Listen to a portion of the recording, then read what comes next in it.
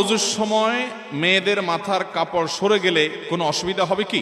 এই প্রশ্ন অনেক মা বোনরা করেন। প্রশ্নটা হলো যে মহিলাদের মাথার কাপড় সরে গেলে ওযুর মধ্যে কোনো অসুবিধা হবে কিনা। ওযুর সময় মাথার কাপড় থাকতে হবে এমন কোনো বাধ্যবাধকতা নাই। পুরো ওযুর সময় যদি মাথার কাপড় না থাকে তাও ওযু হয়ে যাবে।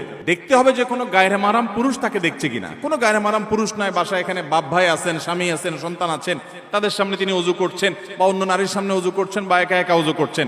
মাথায় কাপড় যদি টোটাল পুরো ওযুতে একবারও না থাকে তাতে কোনো অসুবিধা।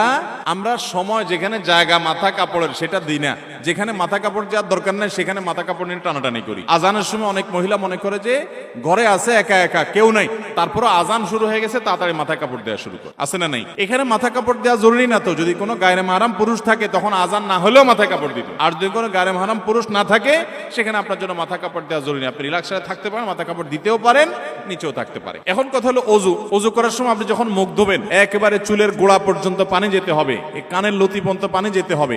তাহলে এই জায়গাগুলোতে পানি পৌঁছানোর জন্য মাথায় কাপড় থাকলে অনেক সময় ভিজে যাবে, এই জন্য সরাই নিয়ে আপনি ভালো করে ধুলেন, অবশ্যই জায়েজ আছে। আবার যখন মাথা মাসা করবেন ভিজে হাত যখন উপর দিয়ে দিবেন অনেক সময় কাপড় ভিজতে পারে, এই জন্য কাপড় সরাই দিয়ে আপনি পুরো মাথা মাসা করলেন, অসুবিধা নেই। তাহলে খোলাসা এবং সারাংশ কথা হলো ওযুতে মেয়েদের মাথা কাপড় দিয়েই ওযু করতে হবে এমন কোনো বাধ্যবাধকতা।